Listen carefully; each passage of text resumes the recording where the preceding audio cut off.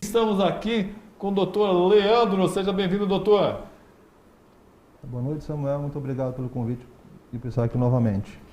E a Cláudia aqui é presidente da APOPG. Seja bem-vindo, Cláudia. Boa noite, Roberto. Boa noite a todos que estão nos assistindo. É um prazer estar aqui novamente.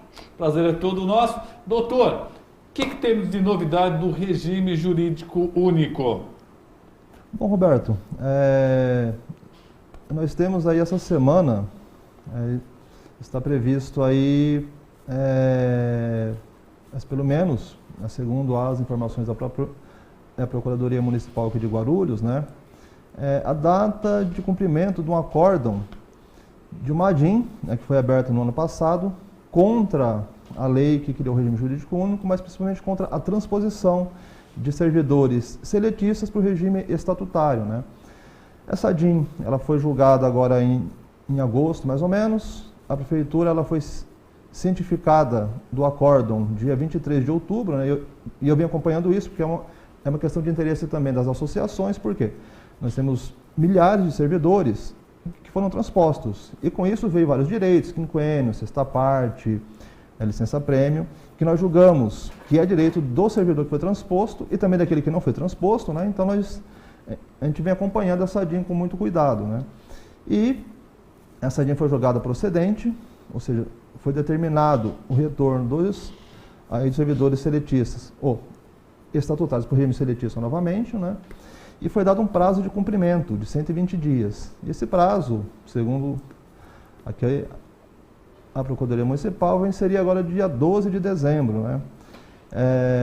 Houve muita confusão de informações, né, diferentes sobre esse fato, né?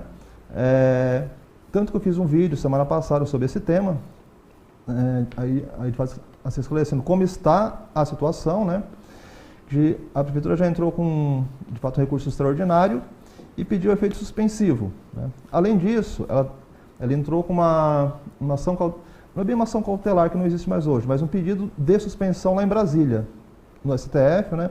Antes que tivesse qualquer recurso lá. E teve aí um parecer do PGR, Augusto Aras, dizendo que aquele meio não era adequado, que tinha que vir, na verdade, com o recurso extraordinário, e também indicava que não era, de fato, possível dar a liminar, porque faltou uma argumentação ali sobre a questão do dano econômico, né, para que não se cumprisse o acordo e fosse suspenso. E, aparentemente, esse pedido lá de Brasília vai ser julgado possivelmente essa semana. E, se não me engano, caiu com o ministro Fux, do STF, né? Então,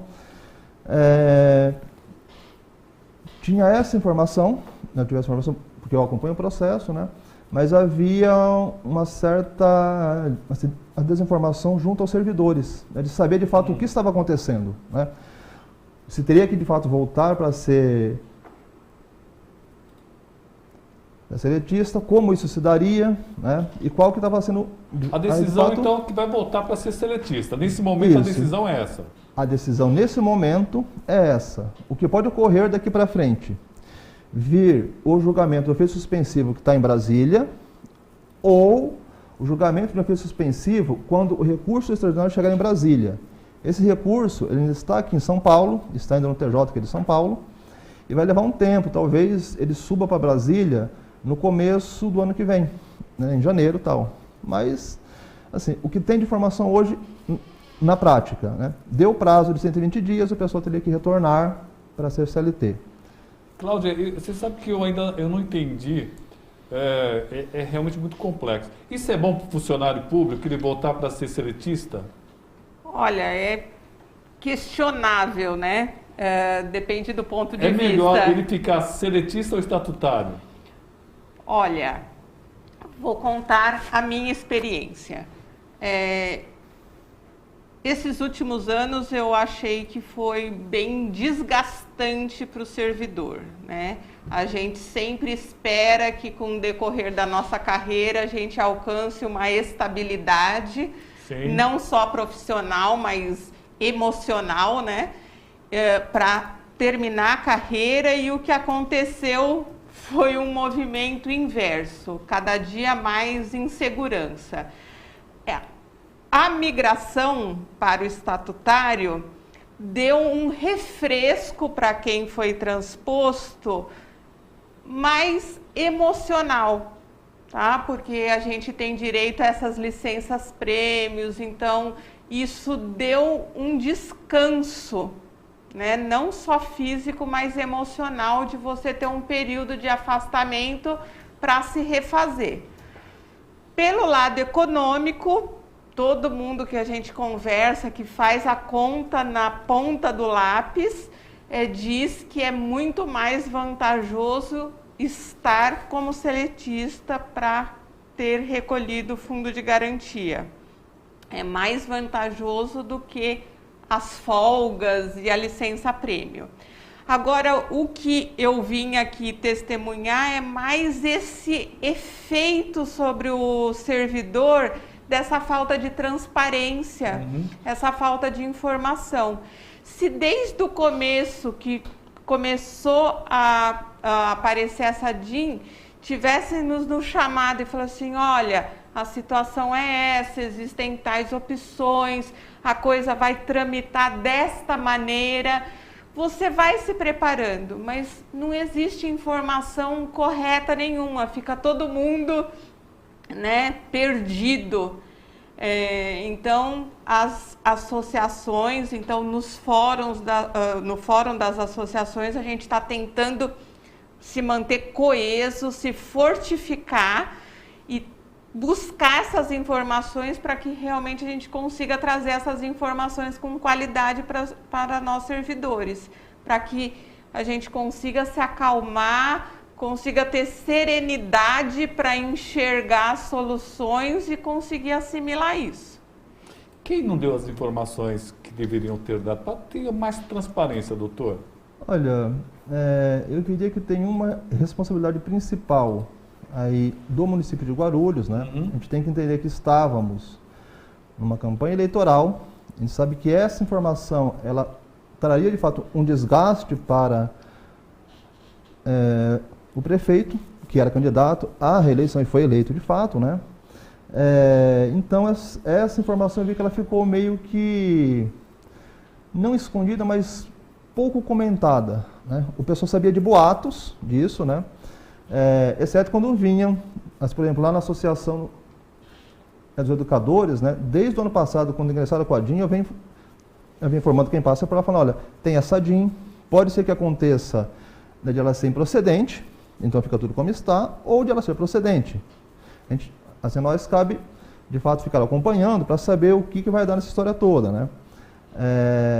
Mas eu vi que você tinha algumas informações muito otimistas, né, dizendo, não, mas isso daí a gente reverte em Brasília. Bom, há uma possibilidade sim de ser revertido em Brasília, né? Mas a questão é, nesse meio tempo, entre chegar um recurso até Brasília e isso ser revertido, o que vai acontecer? Ninguém informou para servidor algum. Eu, enquanto advogado, eu não faço a mínima ideia de como que o governo vai cumprir essa liminar se não conseguir... Aí eu acordo, se não conseguir suspender até o dia 12 agora. Eu não sei como é que vai ser isso. Porque vai ter uma questão financeira aí. Vai ter uma questão financeira. E isso é bom para o funcionário público ou não? Eu sempre tento ver o que seria melhor para o funcionário. Essa é a minha preocupação. Mas eu acho o seguinte... Porque eu vi que algumas pessoas ficaram contentes com a transposição. Sim. Não todas, mas boa parte. Sim, boa parte ficou pela perspectiva, certo, de ter um ganho financeiro na sua carreira. Exatamente. Porque são várias funções que não tinham carreira, de fato. Quem tem carreira no município? Os estatutários antigos, certo, que já tinham lá sua carreira de letra F até A, né? Os professores tinham uma carreira mais ou menos organizada, mas que não era tão boa assim, tá? E também tinha o pessoal da saúde, com uma carreira muito ruim, né, que de fato não trouxe ganho aí no governo. Então, assim, quando vem a transposição, né, o pessoal, bom, agora eu tenho uma perspectiva de carreira, primeiro na questão do tempo, né, quinquênio, sexta parte, licença prêmio e tal. Então, assim, nesse ponto é interessante. O problema é que pode ter sido mal feito esse processo todo de transposição. É porque juntou duas coisas, regime jurídico, de contratação e regime previdenciário. Quando junto os dois, aí deu exclusão, sendo que eu poderia ter, de fato, trabalhado de um lado com regime de contratação, todos ficariam no mesmo regime, e no previdenciário ter a diferenciação, né? Isso aí teria, de fato, dado ganho para todos os servidores, talvez não de imediato, mas no correr do tempo. E você não teria pessoas com a mesma função e com direitos diferentes, que é isso o que ocorre ainda hoje, né? Tem uma pergunta aqui do Dr. Cristiano de Sá. Poderia explicar um pouco mais o mérito?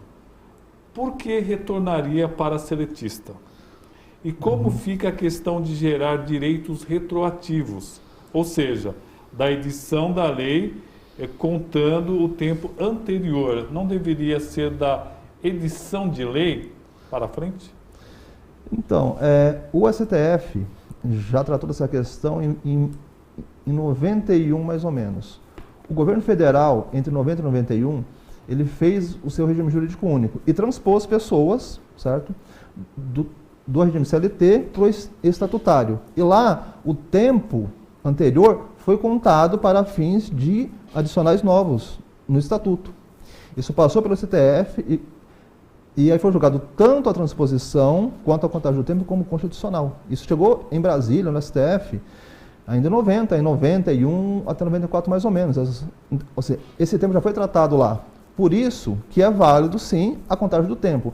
Até porque pega-se o estatuto e veja qual que é o fundamento para se conceder quinquênio sexta parte. É tempo de serviço público. Não é tempo de serviço público estatutário. É tempo de serviço público, na verdade, né? Então, nesse ponto, eu não vejo inconstitucionalidade e muito menos na transposição, que foi feita pelo governo federal e passou pelo crivo do STF lá nos anos 90 ainda. A questão criou-se uma situação aqui pelo TJ de São Paulo que o pessoal está na iminência de voltar para ser CLT, né? Mas eu entendo como constitucional a contagem do tempo anterior e a própria transposição também. Agora, como isso vai se dar em Brasília, é que está incógnita. Eu acredito, né, que o STF, seguindo a linha que ele já vinha seguindo desde os anos 90, ele vai manter, de fato, a transposição. Mas isso tudo tem muito de desejo, né, e uma análise técnica do que o STF já fez. Porque hoje, infelizmente, o STF está sendo muito pouco técnico. Então tem esse problema também. Está sendo muito político. Sim. Cláudia, 3 minutos, Cláudia. Então você tem 1 minuto e meio. Tá certo. Então eu queria aproveitar a oportunidade e falar para o meu amigo servidor que você tem essa consciência da necessidade das associações, né? Porque só assim a gente vai conseguir se fortalecer e conseguir as informações que são necessárias ou ir atrás das informações e dos caminhos que são necessários. Se você ficar na dúvida sozinho, é muito pior, né? Então, que você se una a nós e que a gente busque soluções juntos. A gente não está aqui ninguém para combater ninguém, mas realmente para compreender a situação e buscar uma solução viável, porque a gente pensa no município, a gente tem que pensar em todos os lados envolvidos, não é? No município, no servidor, né? Os servidores têm as suas famílias, então existe toda uma programação de vida e isso fica nessa insegurança. Então, meu recado aqui é para que você venha conosco aí nessa caminhada. 1 minuto, doutor. Obrigado. Roberto, obrigado por poder estar aqui para trazer informação aqui de qualidade da base. Porque, assim, a Cláudia, ela é de fato presidente, mas é servidora no dia a dia lá. Ela está na frente lá da saúde no dia a dia, né? E aí também trazer esse convite, né? Informe-se, tá? Em fontes que sejam confiáveis, certo? E também o seguinte, né? A minha postura enquanto advogado das associações, ela sempre vai primar por 2 pontos: a técnica e a defesa do servidor público. São esses 2 pilares que eu carrego sempre. Certo? A minha questão técnica, né, eu tenho formação técnica para isso, e de outra, defesa incondicional do servidor público.